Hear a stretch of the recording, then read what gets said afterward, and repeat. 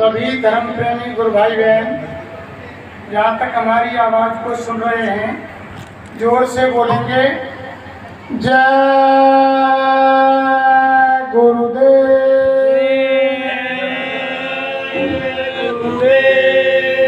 जय गुरुदेव। जय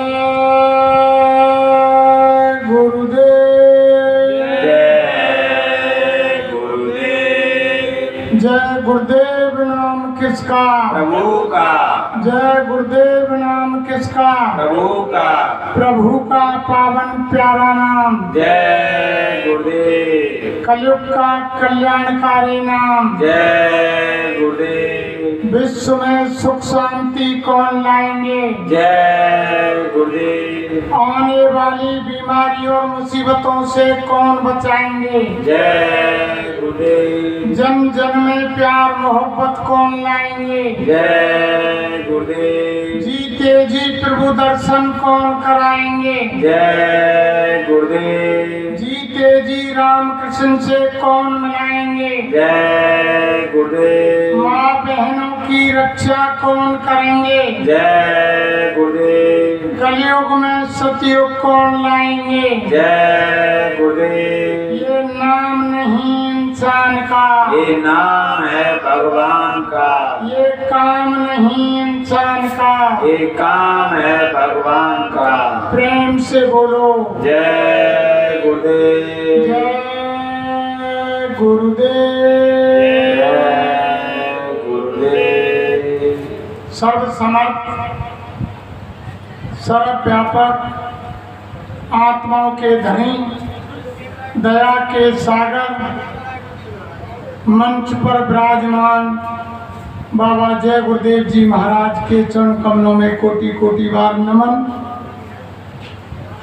पूजनीय वंदनीय पिता तुल्य बुजुर्गों, दूर दराज से चल कर के आए धर्म प्रेमियों, गुरु भाई बहनों, सती सीता सावित्री की पावन भूमि पर पैदा होने वाली माता बहन देवियों, नौजवान साथियों, नन्हे मुन्ने बच्चे और बच्चियों, सभी को हमारा हाथ जोड़ के सादर जय गुरुदेव। जय। देखो प्रेमियों,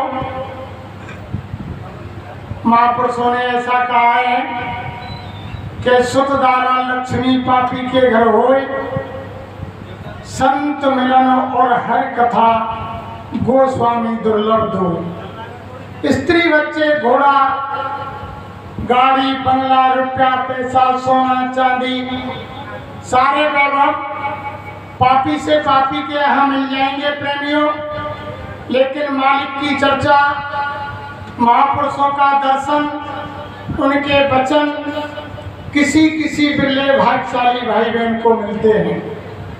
तभी तो महापुरुषों ने कहा कि स्वामी पिछले पुण्यवन हर चर्चा ना सुहाय और कै सोवे कै लड़मरा और कै घर को उठ गया। ये पूर्व जन्म के संस्कार होते हैं प्रेमियों। जब हमारे पूर्व जन्म के कई जन्मों के पुण्योदय होते हैं, तब जाकर के मालिक की चर्चा हम आप भाई बहनों को मिलती है। ये बाबा जय गुरुदेव जी महाराज का संदेश हिंदू मुसलमान सिख ईसाई, अमीर गरीब, पढ़े लिखे अनपढ़, छोटे बड़े, सबके लिए बाबा जय गुरुदेव जी महाराज का संदेश है कि बाबा जय गुरुदेव जी का कहना है और शाकाहारी रहना है। शाकाहारी हो जाओगे तो बीमारी से बच जाओ। बाबा जी तो बचा रहे हैं और शाकाहारी बना रहे हैं। सब रोगों की एक दवाई शाकाहारी हो जाओ भाई। हाथ जोड़कर बने हमारी हो जाओ सब शाकाहारी। बाबा जय गुरुदेव जी की अर्जी है, आगे आपकी मर्जी है। देखो प्रेमियों, आज हमारी संगत के कर्मठ कार्यकर्ता हमारे दादाजी सम्माननीय हमारे वरिष्ठ गुरु भाई श्यामलाल जी की पंचभौतिक शरीर को छोड़ने के बाद आज ये मालिक की चर्चा उन्हीं के उपलक्ष्य में की जा रही है। वो बड़ी पुण्यात्मा है और गुरु महाराज ने उनका निश्चय ही उनकी आत्मा की संभाल की है। और मैं हमारे संगत के प्रेमियों से और धर्म प्रेमियों से विनती प्रार्थना करूंगा कि वो भी मालिक से अंतर में प्रार्थना करें कि मालिक सम्मानीय हमारे दादाजी की पुण्यात्मा की संभाल करें। और वैसे तो हमारे गुरु महाराज कहते थे कि जब मैं बच्चे बच्चियों नाम देता हूँ और जिस जीव को मैं एक बार देख लेता हूँ उसको कभी भूलता नहीं हूँ और जिसका मैं हाथ पकड़ लेता हूँ उसको कभी छोड़ता नहीं। वे छोड़ने वाले नहीं, ऐसा नहीं। तभी तो गुरु महाराज ने कह दिया कि हमारे हुए देश से और जहाँ तुम्हारो धाम और तुमको घर पहुँचा दो एक हमारो काम। गुरु महाराज एक काम लेकर के आए प्रेमियों, हमें अपने निज घर पहुँचाने के लिए। आप अगर ये संसार को अपना घर समझ रहे हैं तो अगर ये हमारा निजी घर होता तो हमारे बीच से हमारे दादा आज दुनिया में उनका पंचभौतिक शरीर नहीं है, सामने नहीं है, वो छोड़कर चले गए। और हमारे ना जाने कितने बुजुर्ग माता पिता भाई बहन इस संसार को छोड़कर चले गए। अगर ये हमारा निज घर होता तो इसको छोड़कर कोई नहीं जाता, अगर छोड़कर चले गए तो आप हमको भी जाना है, इसलिए हमारा निज घर नहीं। तभी तो गुरु महाराज ने कह दिया कि हमारे हुए देश से और जहाँ तुम्हारा धाम।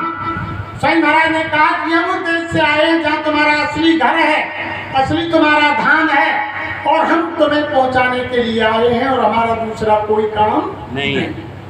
स्वयं महाराज आए। अरे प्रेमियों देखो, बिना महात्माओं की दया के काम नहीं होता। रामकृष्ण से कौन बड़, जिनको हम भगवान मानते हैं और जिनकी हम आप भगवान के रूप में पूजा करते हैं, वो अवतारी शक्तियां धरती पर आई। तो रामकृष्ण से कौन बड़, जिन्ने हूँ गुरकीन और 3 लोग के अधिपति गुरागे आधीन। वो भी गुरु के सामने झुके, उन्होंने भी गुरु को माना। तभी तो कह दिया कि गुरु ब्रह्मा गुरु विष्णु गुरु देवो महेश्वरा और गुरु साक्षात परम ब्रह्म तस्मै श्री गुरुवे नमः। ध्यान मूलम गुरु मूर्ति, पूजा मूलम गुरु पदम और मंत्र मूलम गुरु वाक्यम, मोक्ष मूलम गुरु की कृपा। तभी तो महापुरुषों ने कहा कि 7 दीप 9 खंड में और गुरु से बड़ा न कोई और करता करे न कर सके गुरु करे सो होए। गुरु राजी तो करता राजी और काल कर्म की चले ना बाजी। अगर गुरु को राजी कर लिया तो काल कर्म की कोई बाजी चलने वाली नहीं है प्रेम। गुरु अगर राजी हो गए तो अगर भगवान रूठ जाएगा, हरि रूठ जाएगा तो गुरु वो पावर है, मना सकता है। अगर गुरु रूठ गया तो किसी की ताकत औकात नहीं किसको मना। इसलिए गुरु को बड़ा बताया, गुरु बहुत बड़ी शक्ति होती है। लेकिन हमारे गुरु महाराज ने कहा कि गुरु नाम किसी दाढ़ी बाल वेशभूषा लाल पीले धोरे कपड़े, किसी नदी कुआं तालाब बावरी पेड़ पौधे का नाम गुरु नहीं है। गुरु का मतलब होता है गु माने अंधकार और रू माने प्रकाश, अर्थात अज्ञान से ज्ञान में लाने वाली शक्ति का नाम गुरु है। वो हर पोल पे आ सकती है, उनका कोई जाति धर्म मजहब से मतलब नहीं होता है।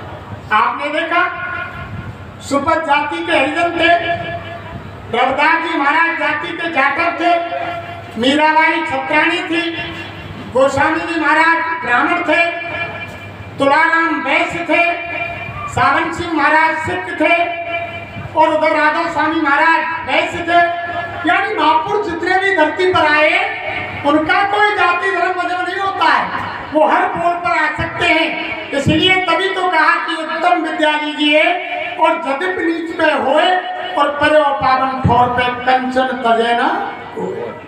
अच्छी विद्या है, इसी से ले लेनी चाहिए। मीराबाई छत्राणी थी, राजपूत घराने से थी। उन्होंने रविदास महाराज जाति के जातक को गुरु बनाया। संसार वालों ने बड़ा ताना दिया लेकिन उन्होंने किसी की नहीं मानी।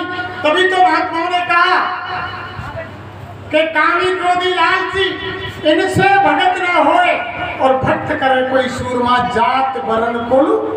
अगर इसमें यानी जाति के अवमान में डूबे बहुत कुलीन और नीच नीच सब तर गए संत शरण लो।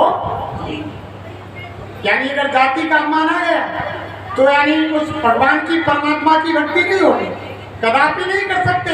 ये तो हमारे गुरु महाराज ने कहा कि अगर किसी के पास धन वैभव है, पैसा है, यानी सारी सामग्री है, संसार के सारे भोग विलास हैं और उसने नामदान महापुरुष से ले लिया और किसी कारणवश वो भजन नहीं कर रहा है, तो दोबारा जन्म महापुरुष उसको मानव का दिला करके गरीब घर में दिलाएंगे और भजन करा के उसकी आत्मा को अपने निज घर सब लोग ले जाए, छोड़ेंगे नहीं अगर किसी कारणवश भजन नहीं कर रहा है। लेकिन हमारे गुरु महाराज ने तो एक जन्म का ठेका लिया है प्रेमी, और महापुरुषों ने तो ऐसा कहा कि पहले जन्मे गुरु भक्त कर और दूसरे जन्मे नाम और तीसरे जन्मे मुक्त पद और चौथे में निधान। पहले महापुरुषों के समय में एक जन्म तो गुरु भक्ति करनी पड़ती थी, तब दूसरे जन्म में जाकर के वो नामदान गुरु दीक्षा गुरुमंत्र उस मालिक से मिलने का रास्ता मिलता था, तीसरे जन्म में मुक्ति पद होता था और चौथे जन्म में निधान मिलता था। लेकिन हमारे गुरु महाराज ने आकर के कहा, अरे बच्चे बच्चियों, मैंने इतनी बड़ी जय गुरुदेव नाम की जहाज लगाई है कि सारे संसार की जीवात्माएं बैठ जाएंगी, फिर भी स्थान खाली रहेगा। छोटा मोटा पावर लेकर के गुरु महाराज नहीं आए, बहुत बड़ा पावर लेकर आए प्रेमियों। लेकिन जब धरती पर राम आए, सतयुग में हरि आए, त्रेता में राम आए, द्वापर में भगवान कृष्ण आए, लोगों ने उस समय उनको नहीं पहचाना।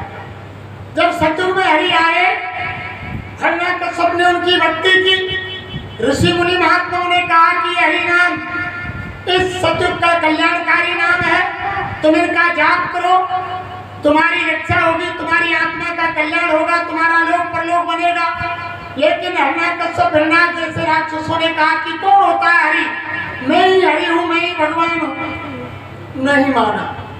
जिन्होंने माना, आज हमारा इतिहास गवाह है, उनकी आत्मा का कल्याण हुआ, इतिहास के पन्नों में लिखा हुआ है। जिन्होंने अड़ंगा लगाए उनका सर्वनाश हुआ।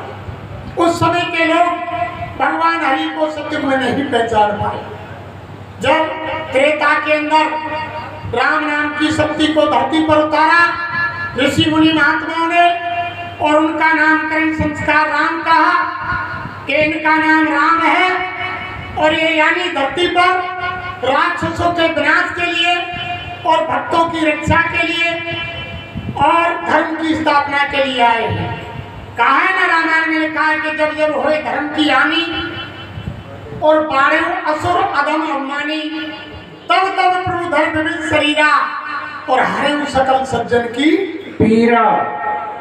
यानी जब जब धरती पर पापाचार, अनाचार, अत्याचार हो जाता है, धर्म लुप्त हो जाता है, पाप ज्यादा बढ़ जाता है, तो वो मालिक धरती पर मनुष्य शरीर में आकर के और यानी राक्षसों का विनाश करता है, धर्म की स्थापना करता है, भक्तों की रक्षा करता है। लेकिन राम के समय में भी जब ऋषि मुनि महात्माओं ने राम नाम का यानी नामकरण संस्कार किया और कहा कि ये इस समय त्रेता के यानी मर्यादा पुरुषोत्तम भगवान ये राम है, तुम इनका साथ दो, इनके नाम का जाप करो, तुम्हारा कल्याण होगा, तुम्हारी आत्मा की मुक्ति होगी, हर मुसीबत में तुम्हारी रक्षा होगी। लेकिन उस समय के लोगों ने भगवान राम को यानी भगवान नहीं माना और 14 वर्ष का वनवास दे दिया। उस समय नहीं पहचान पाए। केवल वनवास को 3 प्राणी गए, राम, लक्ष्मण और सीता। अगर अयोध्यावासी भी समझ जाते कि ये भगवान है तो सारी की सारी अयोध्या यानी राम के साथ वनवास में चली जाती। लेकिन लोग नहीं पहचान पाए। जब सारा काम धरती पर हो गया, राक्षसों का विनाश हो गया, विभीषण को लंका का राज दे दिया, माता सीता को वापस ले आए, जब अपना काम करके धरती से जाने लगे, तब लोगों ने पहचाना कि ये भगवान राम। पहले नहीं पहचाना है। और आज जब धरती से चले गए हैं, हम आप रात दिन हरे राम हरे कृष्णा पुकार रहे हैं। ऐसे ही द्वापर आया प्रेमियों। द्वापर में भगवान कृष्ण जैसी शक्ति को ऋषि मुनि महात्माओं ने धरती पर उतारा। जो लिखा हुआ है कि यदा यदा धर्म से यानी जब जब धरती पर पापाचार अनाचार बढ़ जाता है, वो भगवान मनुष्य शरीर में अवतार लेकर के धरती पर आते हैं।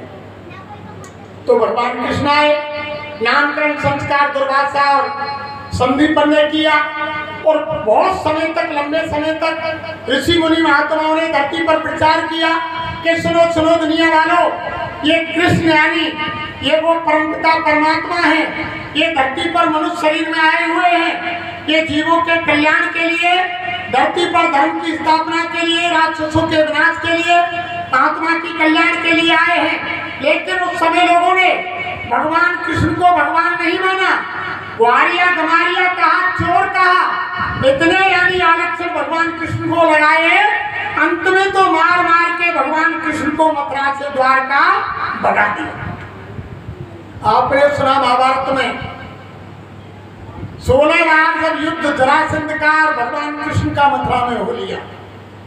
जब 17वीं बार जरासंध मथुरा पर चढ़ाई करके आ रहे थे, तो नंदगाम गोकुल बरसाने और मथुरा के वृंदावन के सारे लोग आए योगेश्वर कृष्ण के पास कि देख भैया कृष्ण, हम तो तेरी करतूतन से परेशान है।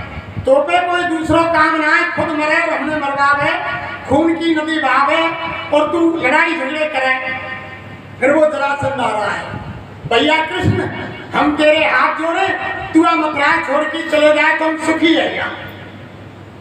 जब जरासंध 17वीं बार आया प्रेमियों, जैसे ही भगवान कृष्ण के सामने आए, भगवान कृष्ण ने कहा कि गोकुल नंदगाम बरसाना मथुरा वृंदावन के लोग मुझे नहीं पहचान पाए।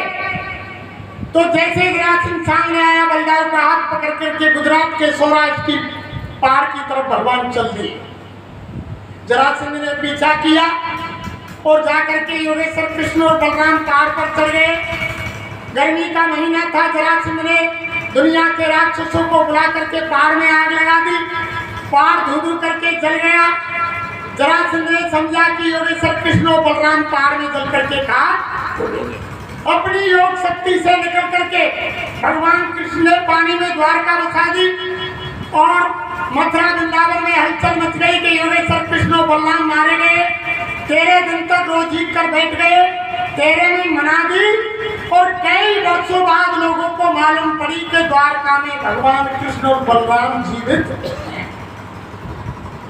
अरे प्रेमियों, जब हम आप सतयुग में हरि लीला को नहीं पहचान पाए और त्रेता के अंदर राम की लीला को लोगों ने नहीं पहचाना, द्वापर के अंदर भगवान कृष्ण की लीला को लोग नहीं पहचान पाए, इस समय घोर कलयुग के अंदर भगवान राम 12 कला से धरती पर आए, भगवान कृष्ण 16 कला से धरती पर आए और इस समय घोर कलयुग के अंदर धरती पर बाबा जय गुरुदेव जी महाराज यानी अनामी महाप्रभु परम संत के रूप में अवतरित हुए।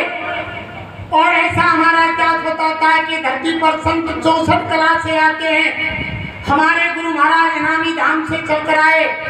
इनकी कलाओं की कोई गिनती नहीं है। ये अनंत कला लेकर के धरती पर। तो बताओ प्रेमियों, जब 12 कला के राम की लीला को हमने नहीं पहचाना, 16 कला की यानी कृष्ण भगवान की लीला को हम नहीं पहचान पाए, तो अनंत कलाओं की लीला के यानी गुरु महाराज बाबा जय गुरुदेव जी महाराज युग परिवर्तक संत यानी परम संत अनामी महाप्रभु, इनकी लीला को कैसे पहचान सकते हैं।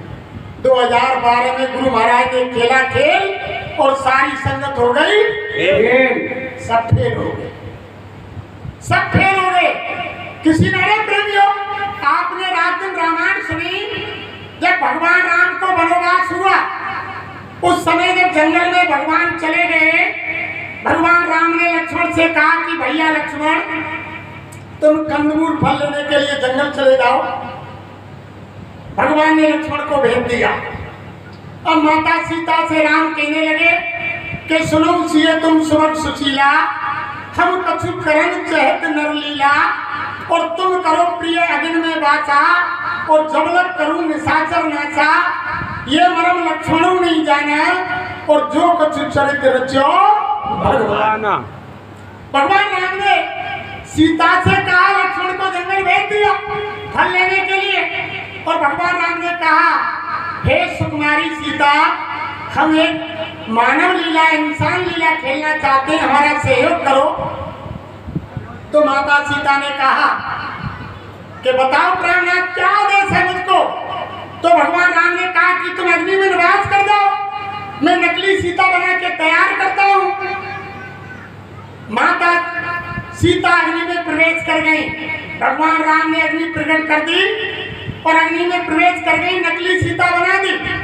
जब जंगल से लक्ष्मण आए, नहीं पहचान पाए कि जगत माता सीता असली है या नकली, ये मरण लक्ष्मणों नहीं जाना है, और जो कछु चरित्र रचो भगवान नहीं पहचान पाए। और जब लंबी रामायण आप सब जानते हैं, हमसे सब बुजुर्ग हैं, सबने रामायण पढ़ी है, तो नहीं पहचान पाए। जब राम रावण का युद्ध हुआ, सारे राक्षसों का विनाश हो गया, और तब लंका का राज विभीषण को देकर के माता जानकी को नल नील तुम्हें हनुमान सुग्रीव जामन विभीषण रामादल में लेकर आए। तब राम ने लक्ष्मण से फिर कहा, रामायण में लिखा हुआ है कि भैया लक्ष्मण के लक्ष्मण बनो धर्म के नेगी, और अग्नि प्रकट करो तुम बेगी। भैया राम ने कहा कि भैया लक्ष्मण, तुम्हारी भाभी सीता लंका में लंबे समय से रही है, तुम धर्म का नेग ले लो, अग्नि प्रकट करो और तुम्हारी भाभी की परीक्षा लो, इनका सती धर्म या पतिव्रत धर्म यानी खत्म हो गया या सही है, तुम अग्नि परीक्षा लो। तब लक्ष्मण ने अग्नि प्रकट की, और नकली सीता ने जैसे अग्नि में प्रवेश किया और असली बाहर निकली, तब लक्ष्मण की समझ में आया।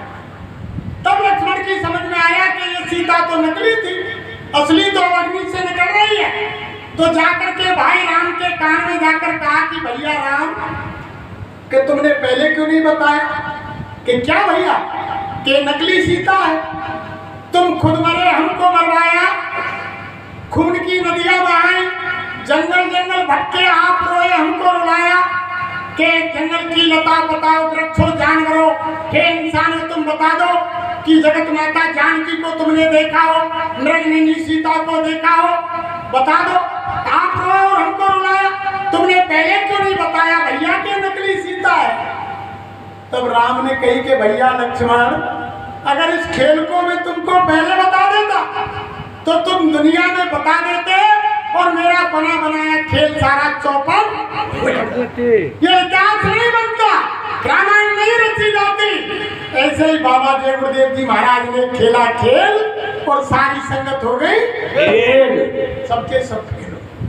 गुरु महाराज ने मन से कहा था, अरे बच्चा मैं आगे ऐसा खेल खेलूंगा, मेरे खेल से भ्रमित मत हो जाना, मैं इतनी दूर चला जाऊंगा कि तुम मुझसे चाह कर नहीं मिलोगे, और भविष्य में इतने जय गुरुदेव बनेंगे बच्चा, इतनी दुकानें लगेंगी जय गुरुदेव नाम की, लेकिन तुम बहकाने में मत आ जाना, तुम मेरी तरफ देखना और मैं तुम्हारी तरफ देखूं। तुमने अगर बीच में तीसरे को खड़ा कर दिया तो बच्चा तुम्हारा सारा परमार्थ चौपट हो जाएगा। जैसे गुरु महाराज बोले, अरे गृहस्थ जीवन में प्रेमियों, एक यानी पति और पत्नी का प्यार जब सच्चा है तो वो गृहस्थ जीवन स्वर्ग के समान व्यतीत होता है।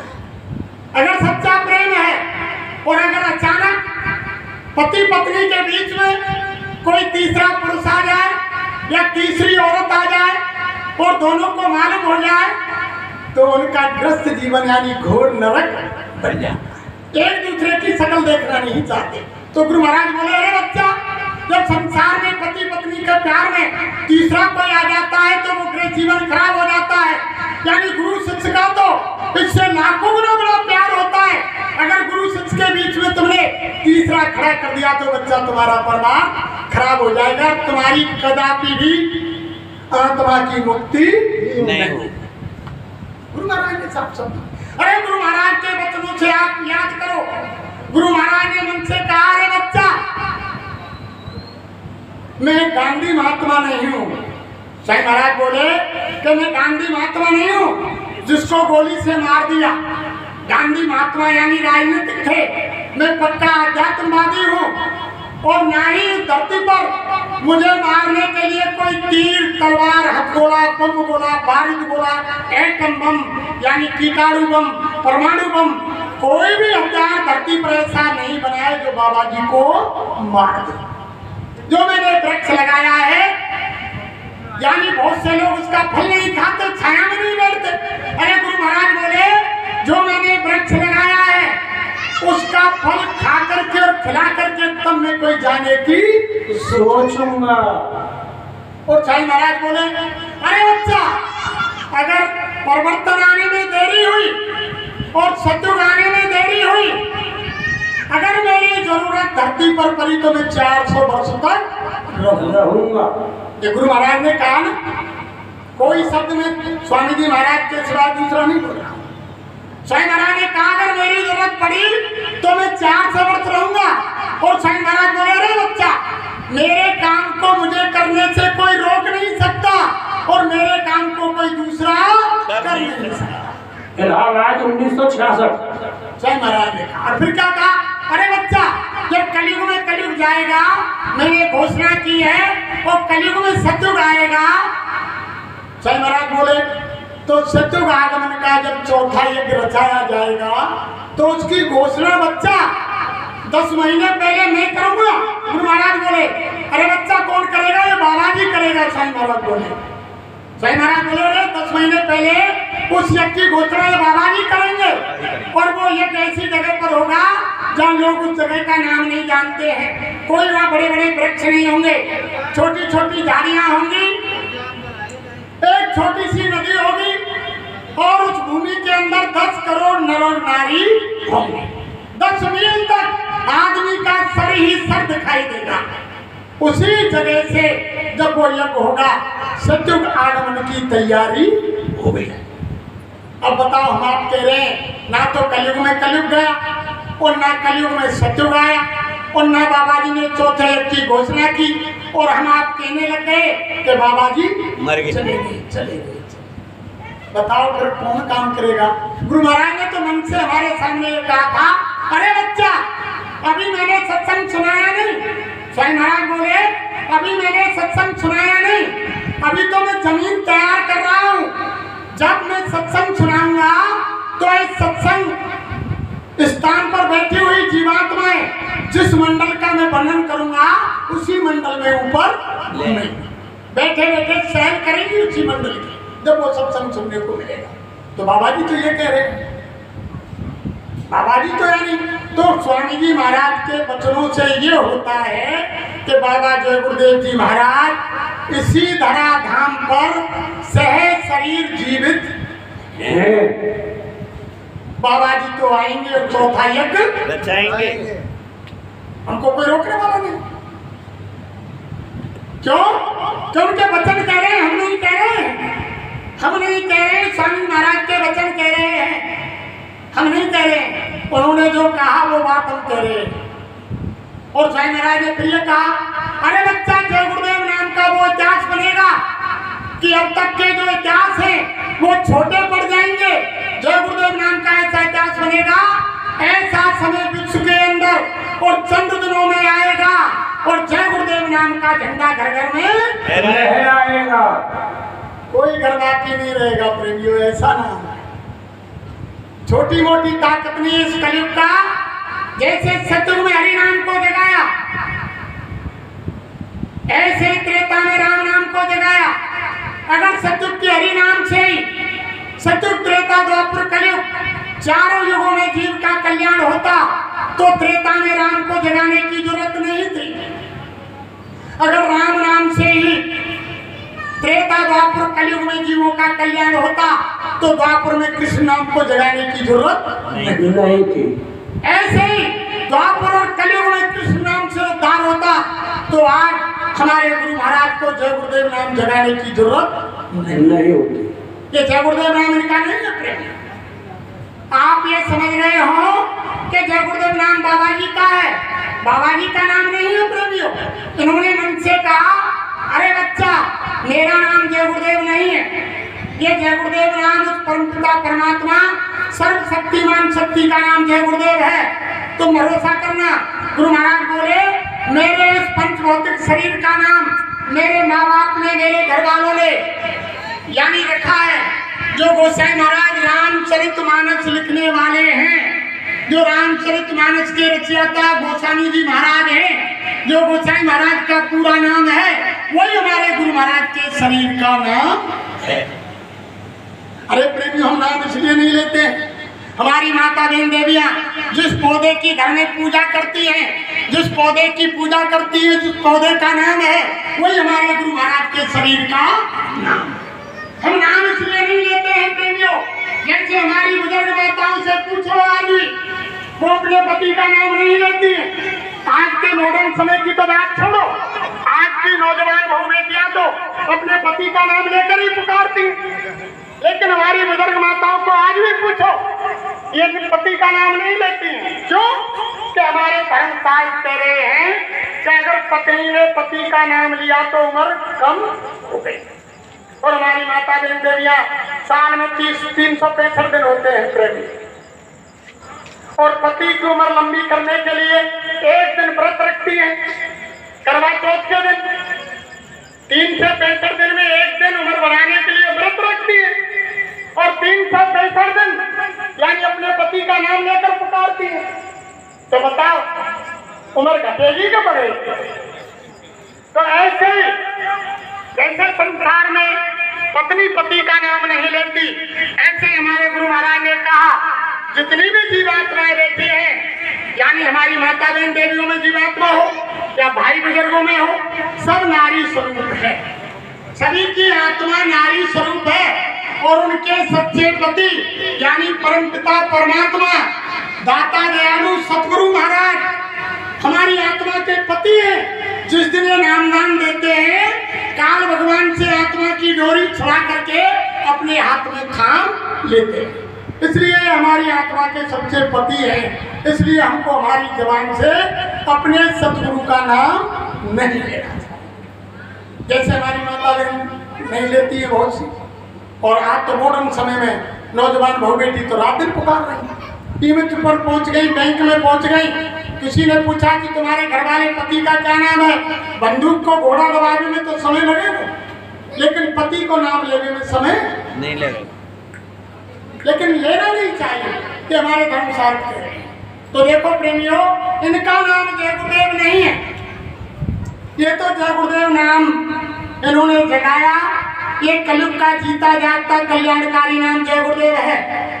स्वयं महाराज ने कहा इस नाम को मैंने जगाया है। और बच्चा अगर तुमको इस पर शंका है तो रात रात जंगल में गुंडे लुटेरे बदमाश खूंखार जानवर घेर ले, किसी कुआं बावड़ी तालाब में डूबने लगो, तिनके का सहारा नहीं हो। जिस भगवान की तुम पूजा करते हो, जिस देवी देवता को मानते हो, उसको याद कर लेना, वो तुम्हारी मदद कर दे ठीक है, और तुम्हारी कोई मदद उस समय नहीं करे और तुम्हारे प्राण संकट में आ जाए तो गुरु महाराज ने कहा अरे तुम अंतरात्मा में 10 बार जय गुरुदेव नाम भगवान का बोलना कि सच्चा नाम जय गुरुदेव भगवान का मेरी मदद कर, 10 बार बोलना, वहाँ तुम्हारी रक्षा हो जाए। जब तुम घर आकर के मेरे पास आ जाना और मान लेना कि जय गुरुदेव नाम भगवान का है। कहीं भी परीक्षा दे सकते हो आप। अरे गुरु महाराज ने तो इतना कहा कि मरने वाला व्यक्ति कदापि झूठ नहीं बोलता है। अगर किसी भाई बहन के प्राण निकल रहे हो उस समय या तो उसकी जबान तो बंद हो ही जाती है, लेकिन गुरु महाराज ने कहा कि अंतर में ध्यान रह जाए। क्या उसने गुरु महाराज को देखा नहीं, क्या नामदान नहीं लिया, वो उनके शिष्य नहीं है। अगर आपने मरते वक्त जय गुरुदेव नाम भगवान का 10 बार अंतर में भीतर ही भीतर बोला तो गुरु महाराज ने क्या कहा, अरे बच्चा उस आत्मा की सवाल मैं करूंगा, उस आत्मा की रक्षा मैं। लेकिन कब करेंगे? गुरु महाराज ने कहा, रे बच्चा, मेरा जो जगाया हुआ नाम जय गुरुदेव है उसको तुम बोलोगे तब मैं मिलूंगा और तुम्हारी रक्षा करूंगा। और कोई दूसरा नाम बोलोगे तो मैं नहीं न रक्षा करूंगा, क्योंकि एक कलयुग का जगाया हुआ नाम जय गुरु। आज रात को ही तुम जाकर कर लेना। हमारी माता बहन देवियां घर में पोछा लगाती है, झाड़ू करती है, सब्जी काटती है, भोजन बनाती है, रोटी बनाती है, उस समय कोई काम नहीं है। अरे जय गुरुदेव बोलती जाओ, सब्जी काटो, आटा गूंदो, रोटी बनाओ। अरे जब वो भोजन तैयार हो जाएगा माता बहन देवियों, वो भोजन नहीं, वो मालिक का प्रसाद बन जाएगा। और जो भाई बहन उस मालिक के प्रसाद को खाएगा उसकी बुद्धि ऑटोमेटिक बदल जाएगी। ऐसा पावरफुल ये नाम है, तुम कभी भी परीक्षा ले सकते हो और आने वाले समय में मजबूरन होकर बोलना पड़ेगा। हमारे बाबा जी गुरुदेव यही तो कह रहे हैं, अरे सबसे पहले आध्यात्मवाद की सीढ़ी पर चलने के लिए जीव को शाकाहारी होना पड़ेगा।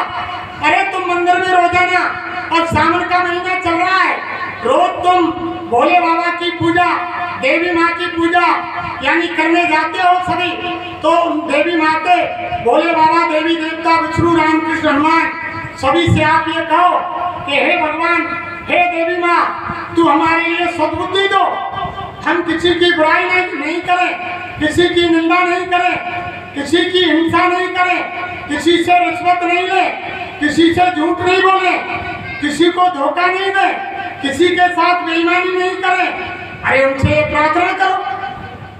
तभी तो महात्माओं ने कहा कि मंदिर पूजा नित करो और तीर्थ करो हजार, और दया धर्म मन में नहीं तो सब कुछ है बेकार, कुछ नहीं है।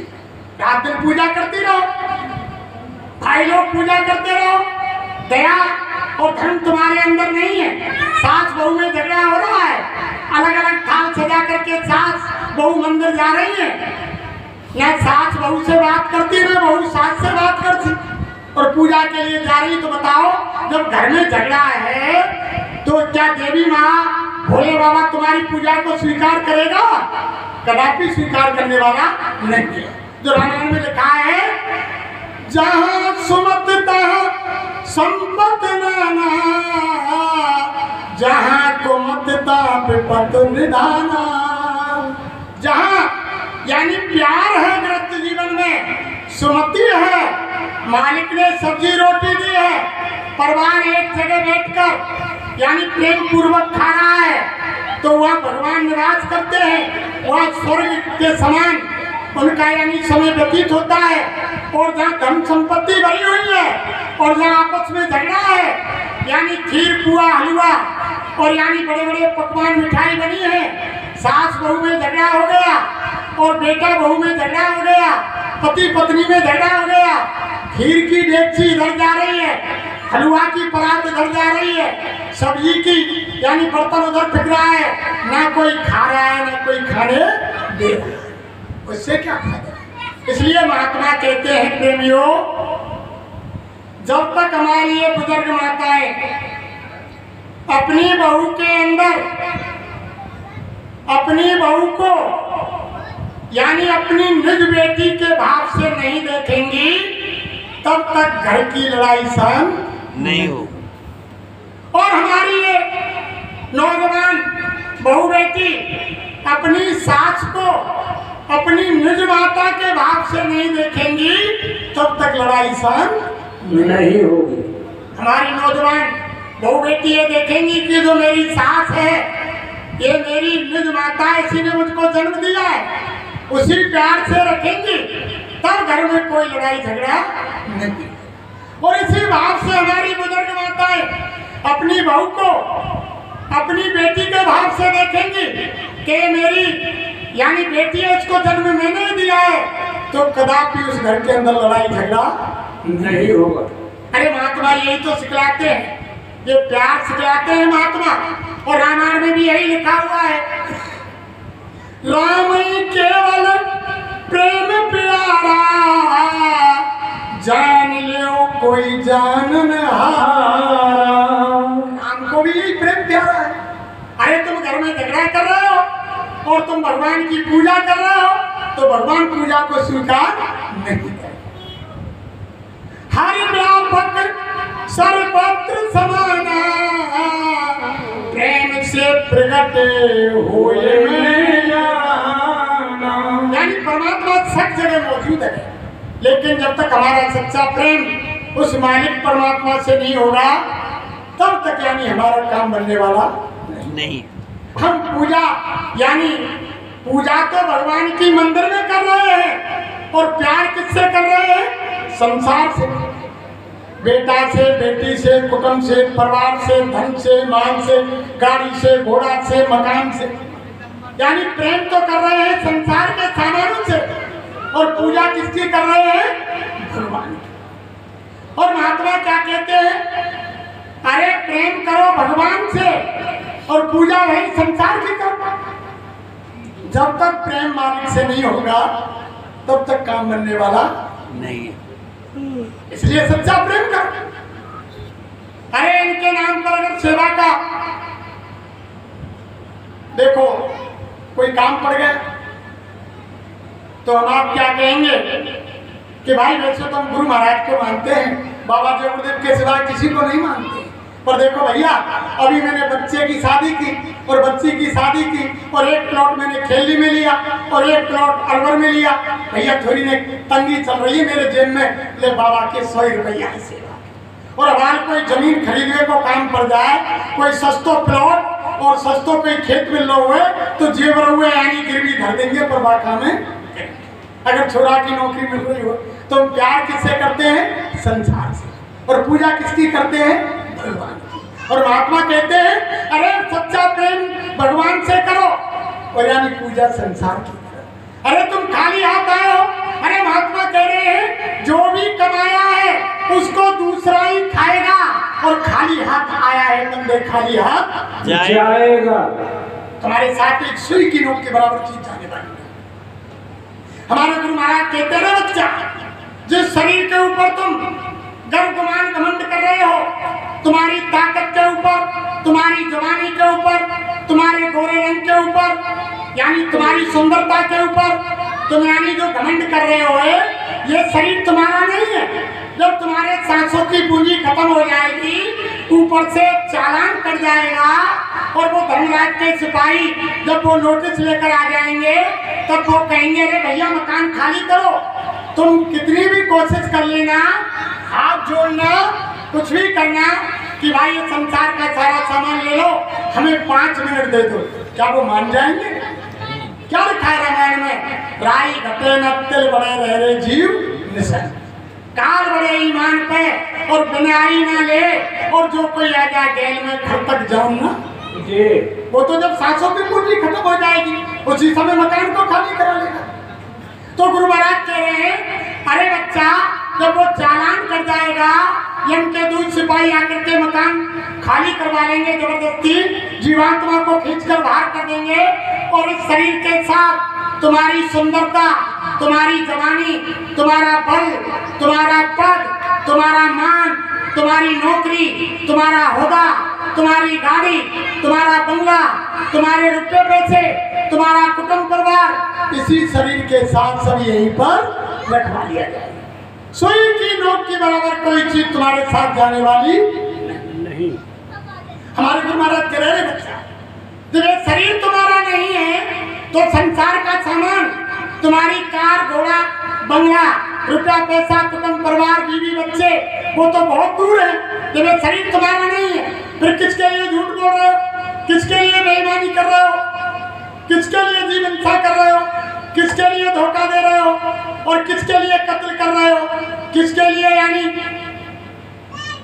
तुम यानी संसार में इतनी मेहनत कर रहे हो जब एक सुई की नोक की बराबर चीज तुम्हारे साथ जाने वाली नहीं।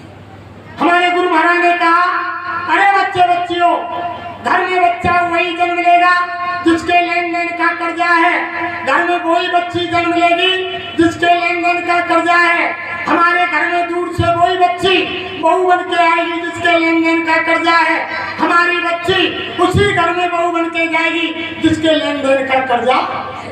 महात्मा कहते हैं कि मिले मिलाए बेमिले और जिनके पहले मेल और बिना मेल मिलते नहीं, ये कर्मन के खेल, ये सारा कर्मों का खेल है। हम समझ रहे हैं कि बेटा मेरा है, ये बेटी मेरी है, ये कुटुंब परिवार मेरा है, ये पत्नी मेरी है, ये पति मेरा है। अरे महात्मा कह रहे हैं जब इंसान दुनिया से चला जाता है, अरे यानी पत्नी सीमित रहती है मकान तक, और समाज जाता है शमशान तक, और बेटा जाता है अग्निदान तक, और इंसान के कर्म जाते हैं भगवान। केवल अच्छा बुरा जाएगा, कोई भी चीज तुम्हारे साथ जाने वाली नहीं। इसलिए महात्माओं ने क्या कहा कि आओ रे लोगों संत शरण में, काम यही आएगा, ये नर्तन अनमोल मिला है, बार बार नहीं आएगा। आओ रे लोगों संत शरण में, काम यही है आएगा। मात गर्भ में औंधा लटका, 9 महीने दुख पाया था, और शुभरंगा में नाम तुम्हारा ये के बाहर आया था, बाहर आकर बाजा भूला, अब तू क्या मुँह लेकर जाएगा। आओ रे लोगों संत शरण में, काम यही है आएगा। अरे प्रेमी, हमारे गुरु महाराज ने बताया कि जब जीव माँ के गर्भ के अंदर उल्टा लटका रहता है, यानी पैर ऊपर को सिर नीचे को रहता है प्रेमियों, और जब कई झिल्लियों में बंद बदबूदार तरल पदार्थ चारों तरफ घूमता रहता है, आंख कान मुंह में भरा हुआ रहता है, नंगा माँ के गर्भ में पड़ा रहता है, उस समय कोई जाति धर्म नहीं होता है। उस समय जब काल कोठरी में जीव माँ के गर्भ में बंद रहता है, तो महात्माओं ने रामायण में क्या लिखा गोसाई महाराज ने कि जन्मत मरत दुसह दुखो, जीव जन्म लेता है मरता है, शरीर पीड़ा होती है, तब माँ के गर्भ में छटपटाता है जीव प्रेमी, कई जन्मों की याद रहती है, और भगवान का तार जुड़ा हुआ होता है, और भगवान का प्रकाश देखता है, उनकी आवाज को सुनता है। तब क्या कहा है कि दुख में सुमरन सब करे, और सुख में करे न कोई, और जो सुख में सुमरन करे तो दुख का होए। जब दुख पड़ा माँ के गर्भ के अंदर, बड़ी बड़ी यातनाएं माँ के गर्भ के अंदर आई, काल कोठरी में बंद थे, उस समय भगवान को याद किया, तब महात्मा ने लिख दिया कि दुख में सुमरन सब करें।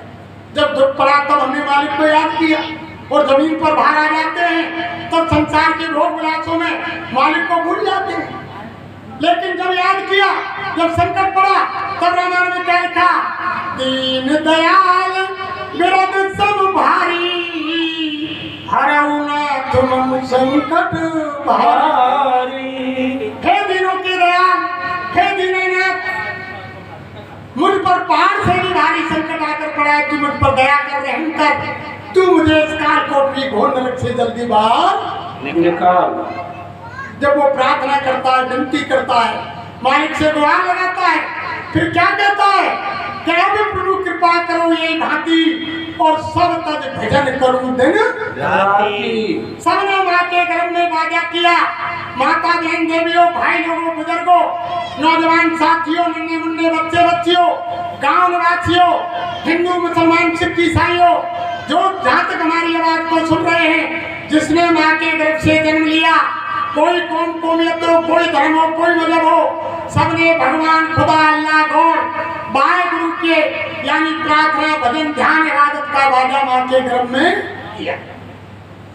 सबने किया कि अब की बार हे मालिक तू मुझे काल कोठरी इस घोर नरक से बाहर निकाल, जमीन पर जाकर कोई दूसरा काम नहीं करूंगा, 24 घंटे तेरा ही भजन करूंगा। कितने समय का वादा किया माता बहन देवियों भाई लोगों? 24 घंटे। अब प्रभु कृपा करो यही भांति और सब तज भजन करूं दिन रात का वादा किया आप हमने और आकर भूल गए। फिर जमीन पर आके क्या हुआ? रामायण में क्या लिखा गोसाई महाराज ने कि पड़े भूमि जब डाबर पानी और जिन जी रही माया यानी जैसे बरसात का पानी ऊपर से यानी साफ और स्वच्छ आता है, अगर ऊपर ही किसी बर्तन में ले लिया जाए तो डिस्टिल वाटर का काम करता है, लेकिन जमीन पर गिरते ही मिट्टी में मिलकर धूमिल गंदा हो जाता है। ऐसे माँ के गर्भ में आत्मा को कई जन्मों की याद थी, भगवान के भजन का वादा किया था, लेकिन जमीन पर आते ही माँ के गर्भ से बाहर आई, माया की छाया ने दबोचा और भगवान के भजन के वादे को भूल गया। जब धीरे धीरे बच्चा बड़ा होने लगा, हमारी माता बहन देवियाँ क्या सिखाने लगी कि बेटा दादा बोल, अम्मा बोल, मम्मी बोल, पापा बोल, ये तुम्हारी गाड़ी है, ये तुम्हारा बंगला है, ये तुम्हारे मामा है, ये तुम्हारे फूफा, ये जीजा, ये चाचा, ये पापा, ये मम्मी, ये तुम्हारा खेत है, ये जमीन है। भजन किए वादे की याद किसी ने नहीं नहीं दिलाई। संसार का काम सिखलाया। उसी वादे को याद दिलाने के लिए प्रेमियों धरती पर महात्मा आते हैं। हमारे गुरु महाराज आए और मन से पुकारा कि हम आए हुए देश से और जहाँ तुम्हारा धाम और तुमको घर पहुँचाना एक हमारा काम। एक काम लेकर के गुरु महाराज। और गुरु महाराज क्या कह रहे हैं? अरे बच्चों, तुमने वादा 24 घंटे का किया और मैं जानता हूँ तुम 24 घंटे भजन नहीं कर सकते। अरे बच्चों चलो छोड़ो, कितनी दया कर रहे हैं महात्मा के 22 घंटे संसार के काम करो, 22 घंटा संसार के काम करो, घर गृहस्थी के काम करो, ईमानदारी मेहनत से करो, शाम को घर में आए बाल बच्चों की सेवा करो, आएंगे एक आदर सत्कार करो। जब तुम्हारे पास संसार का कोई काम नहीं हो, खाट में सोने बैठने जाओ, सच्ची आत्मा से सच्चे भगवान का 1 घंटा भजन शाम को और 1 घंटा सोए। कितना सरल कर दिया, मात्र 2 घंटा महात्मा। वादा हमने 24 घंटे का और गुरु महाराज ने सरल कर दिया मात्र 2 घंटे। और फिर तो लास्ट में अब तो साईं महाराज ने हम आपको देखा कि ये 2 घंटे भजन नहीं कर रहे हैं, तो फिर गुरु महाराज ने क्या कहा? अरे बच्चे 1 घंटा ही कर लो, यानी 15 मिनट मालिक की प्रार्थना और 15 मिनट सुमरन और 15 मिनट ध्यान और 15 मिनट भजन। अरे 1 घंटा ही कर लो, अरे तुम 1 घंटा ही कर लो। इतने दयालु होते हैं महात्मा प्रेमियों, फिर भी हम उनकी बात को नहीं समझ पा रहे हैं। अरे माता बहन देवियों, ना जाने कितने जन्म हम आपको बीत गए, यानी 4,84,00,000 योनियों में। जहाँ जहाँ आप बन गए, माँ बाप बने बच्चा पैदा किए, यानी जानवरों में जन्म लिया, वहाँ भी माँ बाप बने बच्चा पैदा किए, वहाँ उनको छोड़ दिया, यानी पक्षी बने, वहाँ भी हमने बच्चा पैदा किए, उनको बड़ा किया, वहाँ छोड़ दिया। कीट पतंगे बने, पेड़ पौधे बने, यानी 4,84,00,000 योनियों में आप सबने भ्रमण किया और वहाँ बच्चे पैदा किए, छोड़ दिए। रात दिन जन्म माँ बाप बनते, जन्म देते, यानी पूरा हमारे जाने कितने युग कितने कल्प बीत गए। 1,84 खत्म वही न, कोट कल्प युग 4 गए, कहा करूं नाक में दबा गए, मरते मरते हार गए। कोई मालूम नहीं जाने कितना समय आप हमको मरते जन्मते हो गया। अब की बार मालिक ने ये दया करके मनुष्य शरीर दिया है, अपना काम बना लो, इसी मनुष्य मंदिर में घर बैठ करके अपनी जीवात्मा को जगा लो। अरे जिस मंदिर में तुम पूजा करती हो, उस भगवान से प्रार्थना करो, हे मालिक तू हमें सद्बुद्धि दे, हम यानी सबकी सहायता करें, सेवा करें और किसी की बुराई निंदा ना करें, किसी को धोखा नहीं दें, किसी की हिंसा ना करें, किसी की कत्ल ना करें। हे मालिक तू हमको ऐसा रास्ता बता, कोई ऐसा महात्मा मिला जो हमको घर बैठे जीते जी इसी मनुष्य मंदिर में भगवान का, देवी का, देवता का दर्शन जीते जी इन्हीं मनुष्य शरीर में करा दे।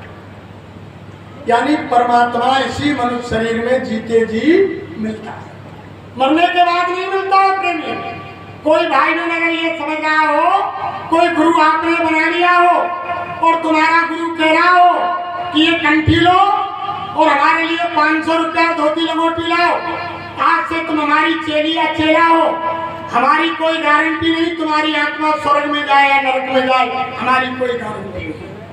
तो ऐसा रामायण में क्या लिख दिया कि गुरुवंद बदर कर चेला, और एक नहीं सुने एक नहीं देखा, अंधो गुरु और भैरव चेला, और 2 नरक में ठेलम ठेला, दोनों को नरक जाना है। यानी परमात्मा का दर्शन जीते जी इसी मनुष्य मंदिर में होता है। मरने के बाद भगवान नहीं मिलता। जिन जिन भाई बहनों ने, महापुरुषों ने भगवान का दीदार दर्शन इस मनुष्य शरीर में किया, हमारी माता बहन देवियों में मीराबाई हुई जिन्होंने भगवान का दीदार दर्शन इसी मनुष्य शरीर में किया, और उन्होंने गाया कि पग घुंघरू बांध मीरा नाची रे, लोग कहे मीरा बही बाबरी, सास कहे कुल नाची रे, जहर का प्याला राणा जी भेजा, पीवत मीरा हंसी रे, और पग घुंघरू बांध मीरा नाची रे। जब मीरा को भगवान से प्यार हो गया, राणा के महल को त्याग दिया, सब धनमाल खजाना छोड़ दिया, उनके प्रेम में दीवानी हो गई, उनको रैदास गुरु मिल गए, और जब उनको सच्चे परमात्मा का दीदार दर्शन हुआ, पैर में घुंघरू बांधकर नाचने लगी, तो उनकी सास ने कहा कि ये रात में जाति का जो जाटव है उसके पास जाती है, हमारे राजपूत घराने का कुल खानदान का नाश कर रही है, ये जवानी की दीवानी है। तो राणा से कहा, तो राणा ने जहर का प्याला सिपाहियों के द्वारा मीरा को भिजवाया कि हाथ से तो तीर तलवार से तो मार नहीं सकते, जहर का प्याला भेज दिया कि मीरा खत्म हो जाएगी। जैसे ही मीरा के सामने प्रेमियों जहर भेजा गया, मीरा ने यानी जहर को पिया, पी करके बेहोश हो गई, और इतनी सुनकर के रविदास गुरु महाराज उनके पास आ गए, आकर के मीरा के सर पर हाथ घुमाया, मीरा ने आंखें खोली और मीरा बोली कि सतगुरु, हे मेरे मालिक दयालु, आप यहाँ क्यों आए? अरे बेटी मीरा, तुम बड़ी बेसब्र हो, जब तुम कभी भी कोई भी खाना खाती, कोई भी प्रसाद लेती, पहले मुझको भोग लगाती, उसके बाद ग्रहण करती, आज तुमको क्या हो गया? तुमने मुझको तनक भोग नहीं लगाया और सारे जहर को बेटी आप पी गए। तब मीरा ने कहा कि गुरु महाराज, कोई बढ़िया चीज होती तो मैं तुमको भोग लगाती, इस जहर का भोग मैंने इसलिए नहीं लगाया कि मेरे सतगुरु को मैं जहर क्यों पिलाऊं मेरे मालिक। तो रविदास ने कहा कि भक्त मीरा, बच्ची मीरा, मैं तो वहीं से देख रहा था कि अगर मेरा भक्त जहर को पी जाएगा तो दुनिया में नामो निशान मिट जाएगा। मैं तुमसे पहले आकर तुम्हारे कंठ पर बैठ गया और सारे जहर का यानी पान मैंने किया, एक दो बूंद तुम्हारे अंदर गई, संसार को दिखाने के लिए तुम कुछ समय के लिए मूर्छित हो गए। ऐसे होते हैं सतगुरु, छोटी मोटी ताकत नहीं होती है। माता बहन देवियों में सहजोबाई हुई, उन्होंने जीते जी भगवान को पाया। हमारे भाइयों में तो ना जाने कितने महात्मा भये, धर्मदास भये, चरणदास भये, भीखा साहब भये, पलटू, नानक, रविदास, और तुम्हारे राधा स्वामी, इधर गोसाई महाराज, इधर गुरु नानक साहब, ना जाने कितने संतों की कोई गिनती नहीं, सबने पाया और सब अपनी धर्म पुस्तकों में लिख गए कि जीते जी भगवान को इसी मनुष्य मंदिर में मैंने देखा, मैंने दर्शन किया, मरने के बाद भगवान नहीं। और एक बात और है प्रेमी,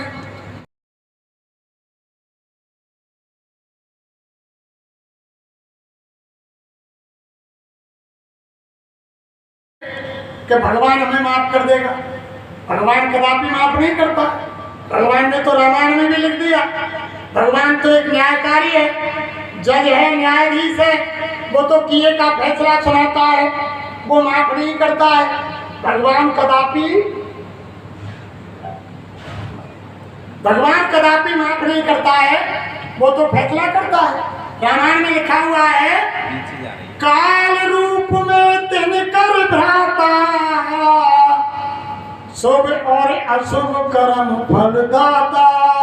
भगवान राम ने कहा, मैं कालों का काल हूँ, जो जैसा कर्म करता है उसके कर्म का फल देता।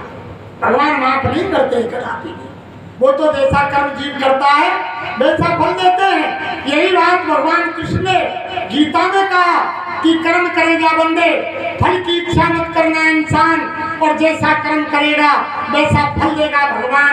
यह है गीता का ज्ञान। भगवान माफ नहीं करता है, अगर तुम अच्छा कर्म करोगे तो अच्छा फल देगा, बुरा कर्म करोगे तो बुरा फल देगा, लेकिन भगवान माफ नहीं करता है। भगवान ने किसी को माफ नहीं किया। अरे पांडव उनके साथ यानी भगवान कृष्ण के साथ 24 घंटे रहे। जब महाभारत समाप्त होने के बाद भगवान कृष्ण ने पूछा, अरे पांडवों जरा बताओ किसने किसको मारा? तब पांडवों ने समझा कि योगेश्वर कृष्ण हमको धन्यवाद देंगे, शाबाशी देंगे, तो पांडव कहने लगे कि मैंने इतने महारथी और इतने योद्धा और इतनी सेना को खत्म किया। किसी ने कहा मैंने इतनों को मारा। जब भगवान कृष्ण बहुत जोर से हंसे और कहने लगे, अरे पांडवों, तुमने महाभारत नहीं देखा, तुमने महाभारत को नहीं देखा, तुम जबरन तुम्हारे सिर पर मानव हत्या का पाप ले रहे हो। चलो मैं बताता हूँ। जंगल में ले गए पांडवों को, जहाँ बबरीक का सिर रखा हुआ था पहाड़ के ऊपर, वहां जाकर के बबरीक से कहा, अरे भैया बबरीक, जरा पांडवों की शंका खत्म कर दो, क्या तुमने महाभारत देखा? तब बबरीक ने कहा कि हाँ योगेश्वर, मैंने 18 दिन बिना पलट झपके महाभारत देखा। तो कृष्ण ने कहा कि इन पांडवों को बता दो, इनकी शंका बहन खत्म कर दो, किसने किसको मारा।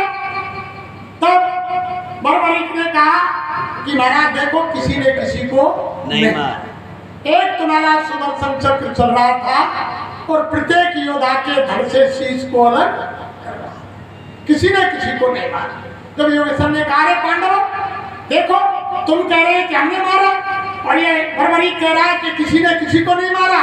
एक सुदर्शन चक्र आपका चल रहा था, प्रत्येक योद्धा के धड़ से शीश को अलग कर रहा था। तुमने जबरन मनुष्य हत्या का पाप तुम्हारे सिर पर ले लिया। अरे पांडवों, बैतरणी में चले जाओ, हिमालय में चले जाओ, एक एक गल करके सीधे नरक को। जिन्होंने भगवान का दर्शन किया और भगवान के साथ 24 घंटे रहे, मनुष्य हत्या का पाप लेने के कारण भगवान नहीं बचा पाए और सीधे नरक को चले गए। आप हमने तो भगवान की शक्ल भी नहीं देखी, हम आपने तो भगवान की शक्ल भी नहीं देखी। तो प्रेमियों, भगवान माफ नहीं करता है। भगवान ने तो स्वयं ने त्रेता में बाली को छुपकर मारा, भगवान राम ने द्वापर में आकर के बदला दिया, यानी कर्म का बदला भगवान ने भी दिया। जब महाभारत समाप्त हो गया, अर्जुन को गोपिकाओं को लेने के लिए द्वारका भेज दिया, उसका अनुमान चूर करने के लिए। वह रास्ते में गोपिकाओं को ला रहे थे तो अर्जुन ने थप्पड़ मार के कोल भीलों ने गोपिकाओं को छीन लिया, अर्जुन को भगा दिया। उस समय योगेश्वर कृष्ण एक पेड़ के नीचे पैर पर पैर धरकर बैठे थे। एड़ी में पद्म था, पद्म चमक रहा था। बहेलिया ने समझा कि हिरण की आंख चमक रही है और निशाना लगाया, कस के तीर मारा, पैर में आकर लगा, आवाज हुई। बहेलिया ने समझा कि शिकार हो गया, दौड़ कर आया, देखा कि योगेश्वर कृष्ण के पैर में तीर लगा हुआ है, खून के फव्वारे निकल रहे हैं, योगेश्वर कृष्ण छटपटा रहे हैं। आकर बहेलिया ने माफी मांगी कि भगवान मैं नहीं पहचान पाया, मुझसे गलती। भगवान कृष्ण ने कहा, अरे बहेलिया, तुमसे कोई गलती नहीं हुई, मुझे तुम्हारा ही इंतजार था, मेरा सारा काम हो गया, एक तुम्हारा काम बाकी था, इसलिए मैं पेड़ के नीचे आकर के बैठा। तब बहेलिया ने पूछा कि योगेश्वर कौन सा काम बाकी? अरे के तुम त्रेता में बाली थे और मैं राम था, मैंने 7 पेड़ की आड़ लेकर तुमको मारा और आज छुप करके तुमने मुझको मार दिया, तेरा मेरा बदला बराबर हुआ। अरे बहेलिया, तू घर को जा, मैं मेरे परम धाम को जाता हूँ, तुम्हें पश्चाताप करने की जरूरत नहीं। अरे प्रेमी, जब कर्म का बदला जिनको हम आप भगवान मानते हैं उनको इस धरती पर देना पड़ा, तो हम आप किस खेत की मूली हैं? किसी की उंगली काटेंगे तो 10 बार कटवानी पड़ेगी। एक का 10 देता है परमात्मा, किसी की गर्दन काटेंगे तो 10 बार तुम्हारी गर्दन काटी जाएगी। अरे लगाए चींटी से हाथी तक, सब में उसी परमपिता परमात्मा की अंश जीवात्मा है। वो तो शरीर कर्म के अनुसार अलग अलग है, कभी सांप में, बिच्छू में, हाथी में, घोड़ा में, गाय में, भैंस में, गधा में, कीट में, पतंग में, पक्षी में, पेड़ में, पौधे में, अपने कर्मों के अनुसार मिल रहा है। रामायण में लिखा हुआ कि कबहू की कृपा कर नर देही और ईश देत बिन हेत स्नेही। ये दया करके वो मालिक इस मनुष्य शरीर को देता है कि मैं अब की बार तुमको गोल्डन चांस सुनहरा अवसर दे रहा हूँ, किसी महात्मा के पास जाकर के उनसे रास्ता लेकर के अपनी आत्मा को जगा लेना। और अगर तुमने ऐसा नहीं किया, संसार के भोग विलासों में तुमने अपना जीवन व्यतीत कर दिया, तो फिर तुमको मनुष्य शरीर नहीं मिलेगा और कर्मों के अनुसार गधा, घोड़ा, मुर्गा, सुअर, भैंसा बना दिए जाओगे और 4 खान 84 लाख योनियों में डाल दिए जाओगे। ये मौका फिर नहीं मिलेगा। तभी तो रामायण में गोसाई महाराज ने लिखा है कि बड़े भाग्यमान स्तन पावा, सुर दुर्लभ सद ग्रंथन गावा। बड़े भाग से मनुष्य शरीर मिलता है। देवता भी तरसते हैं इसको प्रेमी। हम तुम देवताओं की पूजा कर रहे हैं ना, और देवता मनुष्य की पूजा करता है। जब किसी भाई बहन की सांसों की पूंजी खत्म हो जाती है, आत्मा निकल के जाती है, देवलोक से जब गुजरती है, तो रास्ते में देवता डलिये में फूल लेकर आत्माओं के स्वागत के लिए खड़े रहते हैं, फूल बरसाते हैं, हाथ जोड़कर विनती करते हैं कि हे मालिक, तू हमें भी मनुष्य शरीर दे जिससे तेरे धाम को आए, और आत्मा का स्वागत करते हैं। ये देवताओं के दुर्लभ है मनुष्य शरीर, ये उनको नहीं मिलता। क्यों दुर्लभ? के साधन धाम मोक्ष कर द्वारा और जे न पाए परलोक समाज। यानी भगवान से मिलने का जो दरवाजा है, जो रास्ता है, जो युक्ति है, केवल मनुष्य शरीर में है और किसी योनि में नहीं। वो युक्ति देवताओं के पास भी नहीं, इसलिए देव दुर्लभ है। इसलिए ये देव दुर्लभ है प्रेमियों। इसलिए अब की बार अपना काम बना लो, फिर ये मनुष्य शरीर नहीं मिलेगा। हम तुम देवताओं की पूजा कर रहे हो, देवता मनुष्य की पूजा कर रहे। अरे मानता क्या तू इष्ट से? तू इष्टों का इष्ट है और सब में श्रेष्ठ है, लेकिन चाहे करके भ्रष्ट है, इच्छाओं से भ्रष्ट है। ये देवताओं का देवता है मनुष्य शरीर। इसलिए अपना काम बना लो आज से ही। और यानी आपने किसी से नामदान ले रखा, आपसे भजन करो। नामदान नहीं लिया तो ये ऐसा सच्चा दरबार है, यहाँ पर जितने भाई बहन, माता बहन, देवियां, बुजुर्ग, नौजवान आए हैं, इस दरबार से कोई खाली नहीं जाएगा। जो जैसी इच्छा लेकर आया है, हारी में, बीमारी में, मुसीबत में, लिखाई में, पढ़ाई में, लड़ाई झगड़े में, हर तरह से हर भाई बहन को राहत लाभ मिलेगा। 1 आना, 2 आना, 4 आना, 6 आना, 10 आना, 12 आना, 14 आना, किसी भाई बहन जो सच्ची आत्मा से सच्चे भाव लेकर आया है, 16 आना तक लाभ गुरु महाराज की दया से उनको मिलेगा। कैसा दरबार है। आधी रात को तुम्हारा कौन सा पैसा खर्च होता है? तो खाट में सोने जाओ, 10-20 बार, 100 बार, 1000 बार जय गुरुदेव बोलकर सोना। देखो फिर जब फिर बोलना, खाट से तब नीचे उतरना, 10-20-50 बार जय गुरुदेव बोलना। फिर देखो घर के अंदर कितनी सुख शांति, अमन चैन, कितनी तुम्हारी बुद्धि के अंदर शांति आती है, कितने तुम्हारे शरीर के अंदर स्फूर्ति आती है। और अगर तुमने सच्ची आत्मा से यानी 10 दिन, 20 दिन, महीना भर लगातार जय गुरुदेव नाम का स्मरण किया, तो यही बाबा जिनकी आप शक्ल देख रहे हैं, सफेद वस्त्रधारी, किसी माता बहन देवी के पास आएंगे तो कहेंगे, अरे बच्ची तुम सो रही हो, तुम भजन करना चाहती हो, मैं आ गया, नामदान ले लो। और किसी भाई के पास आएंगे, अरे बच्चा तुम सो रहे हो, तुम जगो, नामदान ले लो। ये ऐसे बाबा ही तुम्हारे सिराने आकर के खड़े। अगर तुम्हारे सिराने आकर खड़े नहीं हो जाए तो बाबा जी को बाबा जी मत कहना। ये पागल नहीं है जो अपना काम काज छोड़ के, इनके भी घर ग्रस्त है, बीवी बच्चे हैं, दुकान दफ्तर खेती है, ये नौकरी भी है इनके पास, सब इसमें कर्मचारी अधिकारी भी हैं, व्यापारी भी हैं, सब वर्ग के लोग हैं। लेकिन जब गुरु का आदेश होता है तो अपना सारा काम काज छोड़ करके ये लोग चल देते हैं। कोई ना कोई संसार से बड़ी चीज इनको मिल रही है, सारा सामान यही छोड़ना है, केवल वो भगवान का भजन आपके साथ जाएगा। और देखो जब युग परिवर्तन कितना समय है, और 10 मिनट, 20 मिनट, आध घंटा, 1 घंटा, 2 घंटा, 15 मिनट। जय गुरुदेव, जय गुरुदेव। क्यों इसकी, ये तो मालिक की चर्चा है, सुबह तक चलती रहे तो बाबा जी इसका कोई छोड़ नहीं आने देंगे। लेकिन हमको भी यहाँ से जाना है और आपको भी अपने कार्यक्रम संभालने हैं। इसलिए देखो प्रेमियों, जब युग परिवर्तन होता है बाबा जय गुरुदेव जी महाराज ने घोषणा कर दी कि कलयुग में कलयुग जाएगा और कलयुग में सतयुग। आएगा।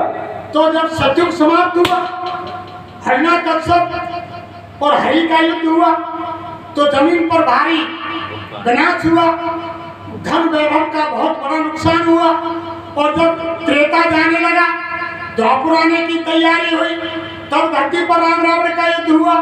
जब धरती पर धन वैभव का भारी विनाश हुआ, और जब त्रेता जाने लगा, द्वापर की आने की तैयारी हुई, तो राम रावण का युद्ध हुआ। जब धरती पर भारी विनाश हुआ, और जब द्वापर जाने लगा, कलयुग की तैयारी हुई, तब धरती पर महाभारत हुआ। जब धन धन की हानि बहुत हुई धरती पर। ऐसे ही जब इस कलयुग के अंदर कलयुग कुछ हजार वर्ष के लिए जाएगा और कलयुग में कुछ हजार वर्ष के लिए सतयुग आएगा, तो धरती पर भारी विनाश होगा। बाबा जय गुरुदेव कह रहे हैं कि कहें जय गुरुदेव पुकार जमाना बदलेगा। प्रजा बहुत मरेगी जग में, लाशें पड़ी सड़ेंगी घर घर में, उठाने वाले मिलेंगे ना यार जमाना बदलेगा। कहें जय गुरुदेव पुकार जमाना बदलेगा। ऐसा जमाना आ रहा है। आपने देखा नहीं, 2019 में एक छोटे सा कोरोना नाम का वायरस आया, हिंदुस्तान नहीं सारे विश्व को हिला दिया, लोगों में भगदड़ मच गई, स्कूल बंद, अस्पताल बंद, ट्रेन बंद, बस बंद, बाजार बंद, अपना ही मकान है, अपना ही गांव है, कोई कोरोना का मरीज निकल आया, सिपाही आ गए, प्रशासन आ गया, रस्सी डाल दी गई, अपने ही गांव में घूम नहीं सकते, अपनी ही मकान की छत है, ऊपर नहीं घूम सकते, अपना ही पैसा है, बैंक से निकाल नहीं सकते और सामान खरीद नहीं सकते। एक कोरोना ने सारे विश्व को तबाह कर दिया। वो तो फिल्म का ट्रेलर था भाई लोगों, जैसे फिल्म आती है ना, तो ट्रेलर दिखाया जाता है कि ऐसी फिल्म आ रही है, तो ये तो ट्रेलर था बीमारियों का। हमारे गुरु महाराज कह रहे हैं कि 1000 बीमारियां एक साथ आ रही हैं। जब बीमारियों की आंधी आएगी, जब सबकी गाड़ी में आग लगेगी, तो बच्चा कौन किसकी आग जाएगा। इस समय तो बचा लिया। अगर मम्मी पापा को बीमारी लग गई, बहू बेटा से गुहार लगा रहे हैं कि बहू बेटा बचाओ, बहू बेटा कह रहे हैं कि मम्मी पापा दूर रहो, दूर रहो, तुम तो मरी रहे हो, कोरोना लग गया, हमारे परिवार में क्यों लगाना चाहते हो, क्यों हमारे परिवार को मारना चाहते हो, दूर रहो, दूर रहो, डॉक्टर आएगा तुम्हें देखेगा।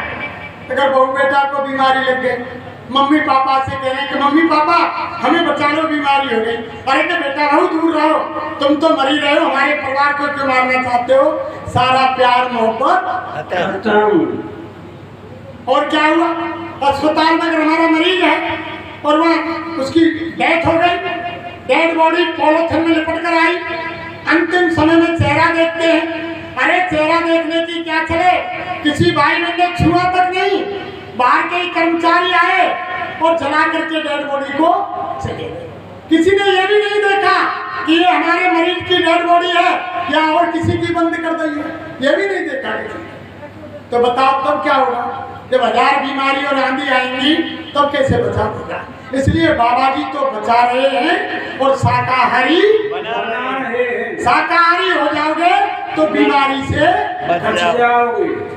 और सब रोगों की एक दवाई, और शाकाहारी हो जाओ भाई। अगर तुमने बाबा जी की बात को नहीं माना और मांस मछली अंडे शराब का सेवन नहीं छोड़ा, तो हमारे गुरु महाराज कह रहे हैं कि तुम तुम्हारे शरीर के अंदर ऐसी असाध्य बीमारियों को आमंत्रित कर रहे हो कि तुम अस्पताल जाओगे और डॉक्टर तुम्हारी बीमारी को देखकर हाथ खड़ा कर देंगे, अस्पताल छोड़कर भाग जाएंगे, 1 रुपए की दवा 100 रुपए में मिलेगी और तुम घर में बैठकर आकर के एक कोनों में बैठ जाओगे और रोगे, तुम्हारे पास कोई चारा नहीं। तब तुम्हें मजबूरी में महात्माओं की बात माननी पड़ेगी और मजबूरन होकर के महात्माओं को याद करोगे और महात्माओं की बात माननी पड़ेगी और झंडे के नीचे आना पड़ेगा और मजबूर होकर के जय गुरुदेव बोलना होगा। कोई चारा नहीं होगा करेंगे, उस समय कोई चारा नहीं होगा। मजबूर होकर के तुम्हें जय गुरुदेव, ये जय गुरुदेव नाम इस कलयुग का जीता जागता नाम है। इससे जहां तुम इनको याद करोगे वहीं रक्षा हो गई, उसी जगह पर समाधि। इसलिए देखो प्रेमियों, समय बहुत भयानक आ रहा है। सूरदास जी भी लिख गए 2 मिनट बाद कि अरे मन धीरज क्यों ना धरे, और सम्मत 2000 के ऊपर ऐसो योग पूरा पश्चिम उत्तर दक्षिण 34 काल फिरे, अकाल मृत्यु जगमाई व्यापे प्रजा बहुत मरे, सहस वर्ष लग सत्य उड़ावे सुख की दशा फिरे, और स्वर्ण फूलवन पृथ्वी फूले, धर्म की मेल बढ़े, और काल काल से वही बचेगा जो गुरु का ध्यान धरे, और सूरदास ये हर की लीला तारे नहीं करे। समय। इसलिए आप सचेत हो जाओ, परिवर्तन होगा। कोई माई का लाल यानी परिवर्तन को रोक नहीं सकता। राम ने भी रामायण में कहा है कि मोर वचन परे चाहे फीका, और संत वचन पत्थर की लीका।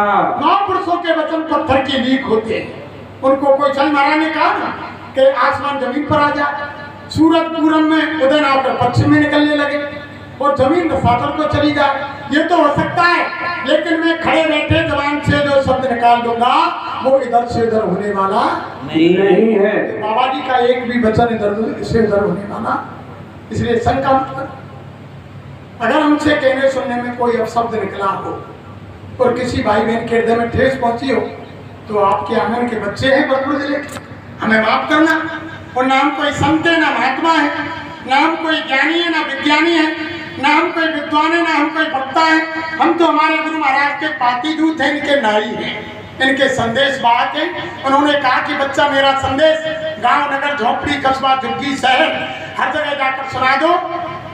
आने वाले खराब समय में कोई बच्चा बच्ची ये ना कहे कि हमने बाबा जय गुरुदेव जी महाराज का संदेश नहीं सुना। अगर हम सुन लेते तो विचार बदल देते और हम भी शाकाहारी हो जाते।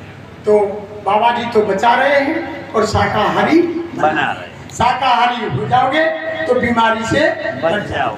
हाथ जोड़कर बने हमारी और हो जाओ सब शाकाहारी, और सब रोगों की एक दवाई और शाकाहारी हो जाओ भाई। और बाबा जय गुरुदेव जी की अर्जी है और आगे आपकी, और प्रेम से बोलो जय